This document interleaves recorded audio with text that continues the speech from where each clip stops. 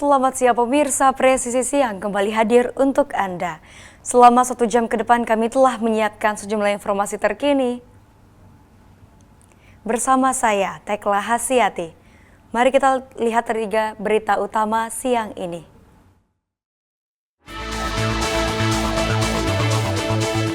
Dua begal bersenjata tajam yang sempat mendorong pasangan suami istri di kawasan Tambora, Jakarta Barat akhirnya terungkap.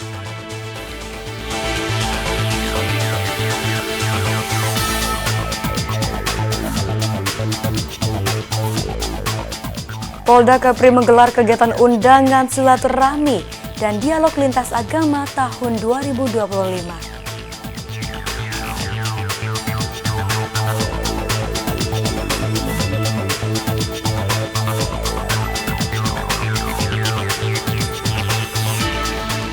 Aliansi Laki-Laki Baru memberikan apresiasi program air bersih Polda NTT dalam Polri He4She Awards 2025.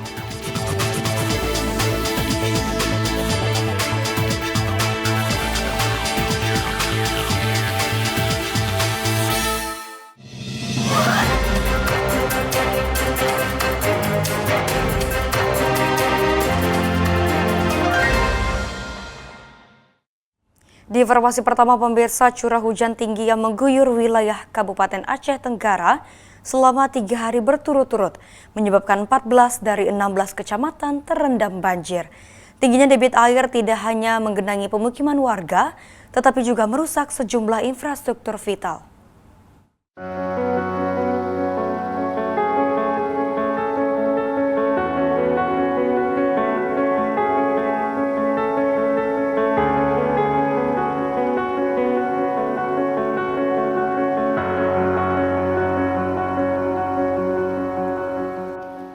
Akibat derasnya aliran sungai, 3 jembatan penghubung antara kecamatan putus total, sementara 1 jembatan lainnya mengalami kerusakan parah sehingga sangat berbahaya untuk dilalui oleh masyarakat. Adapun jembatan yang terdampak adalah Jembatan Barung, Jembatan Natam, Jembatan Salim Pipit, dan Jembatan Silayak. Putusnya ketiga jembatan tersebut membuat akses menuju kecamatan Lawe Alas, Tonoh Alas, Babul Rahma, dan Darul Hasanah menjadi terisolasi. Masyarakat di wilayah tersebut tidak dapat keluar masuk kecuali melalui jalur darurat yang sangat terbatas.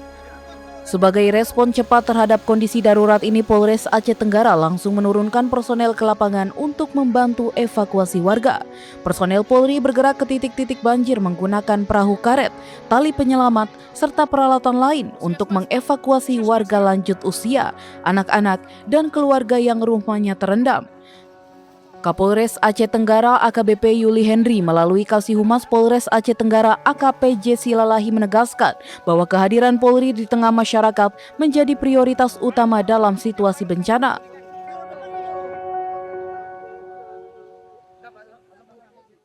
Assalamualaikum warahmatullahi wabarakatuh, salam presisi. Saya Kompol Yasir, Wakapolres Aceh Tenggara. Saat ini sedang berada di lokasi banjir di desa Lawe Kinger Lapter, yang mana daerah banjir ini kita sudah melihat lebih kurang 200 meter di belakang saya. Itu rumah penduduk sudah tenggelam lebih dari setengah bangunan. Diperkirakan debit air sudah sampai ke dada orang dewasa.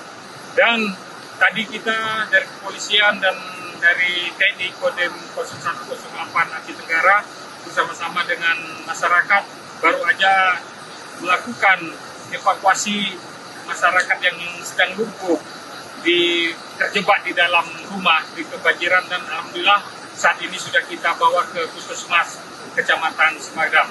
Dan saat ini petugas kita juga masih berada di lokasi untuk melakukan evakuasi. Masih ada 1-2 orang masyarakat yang berada di lokasi ini masih di rumah, lagi kita lakukan evakuasi banjir.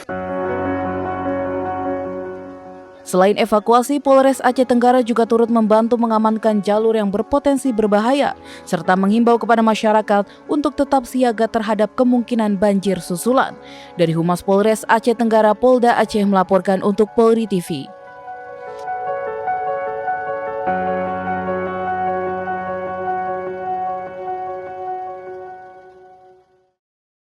Dan pemirsa, untuk mengetahui informasi lebih lanjut, kita telah terhubung dengan Wakapolres Aceh Tenggara, Kompol Yasir. Selamat siang, Bapak. Selamat siang, Assalamualaikum warahmatullahi wabarakatuh. Salam presisi. Salam presisi, Bapak. Perlu saya sampaikan kepada para pemirsa Polri TV, saat ini saya sedang berada di lokasi desa KT Maju, tepatnya di jalan penghubung antara Kabupaten Gayo Lues menuju Kabupaten Aceh Tenggara yang bisa menembus akses ke daerah Sumatera Utara melalui jalur barat dan tenggara. Dan di sini saya sampaikan bahwasanya sampai saat ini terdampak daripada banjir warga Kabupaten Aceh Tenggara yaitu sudah sebanyak 774 kakak dan pengungsi sudah sebanyak 9. Saat ini sudah kita tempatkan bekerjasama dengan BPBD dan pemerintah daerah yang menangani bersama Polri dan TNI ada di 3 titik lokasi, dan kemudian selanjutnya di lokasi ini, dan perlu kita laporkan bahwasanya kemarin korban meninggal dunia ada sebanyak 3 orang dan 1 masih dirawat di rumah sakit ya, luka akibat terbawa arus. Dan tadi menurut informasi daripada masyarakat 1 orang lagi mau dievakuasi dari jalur barat, 1 akibat daripada longsor, tertimbun longsor. Ambulan sudah kita standby-kan untuk membawa jenazah nantinya ke rumah sakit umum Aceh Tenggara. Berarti korban meninggal dunia sampai saat ini yang sudah kita pastikan sebanyak 4 orang. Kemudian dapat juga saya laporkan bahwasanya banjir, genangan air banjir dan longsor terjadi bermula dari kemarin tanggal 27 November dini hari, yang mana berakibat 3 jembatan putus total dan 1 jembatan tergerus air, namun masih bisa dilalui dengan jalan yang menyempit. Dan juga saat ini kita berada di titik lokasi terjadinya longsoran badan jalan. Tadi pagi baru terjadi longsoran badan jalan, di mana personil kita sedang melakukan gantur sehingga tidak ada pengendara sepeda motor yang terprosok ke dalam lubang. Dan selanjutnya juga perlu saya nyampaikan, di sebelah kanan saya ini ada sebuah pinggiran yang sudah diterus oleh air, dan sebelumnya ada 1 buah masjid di sini, dan masjid tersebut sudah ambruk dan dibawa arus sungai. Yang ini sungainya Sungai Alas. Dan kemarin pada tanggal 27 kemarin, debit air yang ada di sungai ini sampai ke badan jalan. Ya, 100 meter dari depan saya masih ada sisa lumpur-lumpuran, sisa air yang dari lumpuran yang dibawa air. Itu yang bisa saya sampaikan, dan penanganan yang sudah kita lakukan terhadap penanganan para pengungsi. Dari sidokes kita, dokter dan perawat sudah kita gerakan, kita libatkan untuk menangani korban-korban yang perlu bantuan kesehatan yang terdampak pada banjir.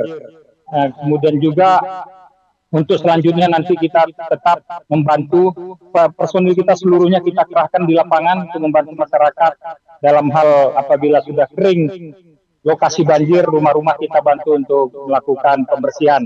Juga nanti kita bekerja sama dengan pemerintah daerah dalam hal pemberian bantuan sembako dan pangan yang di lokasi pengungsian. Demikian Mbak Tekla yang bisa saya laporkan. Selamat siang, salam presisi. Bapak, mohon izin Bapak, kita ingin menyampaikan kembali ataupun ingin mengetahui Pak lebih lanjut mengenai peristiwa yang terjadi di lapangan. Pak, melihat peristiwa ini, apa saja bentuk kepedulian Polri terhadap korban bencana, Pak?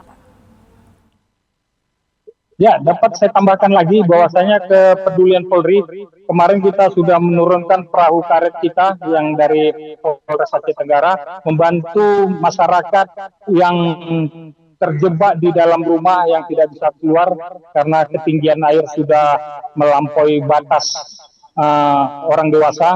Jadi kita bantu dengan perahu karet, membantu evakuasi, termasuk yang terjebak adalah orang tua yang lagi sakit, juga orang tua yang tidak bisa terlalu bebas bergerak karena kondisi ada yang sakit, tidak bisa jalan.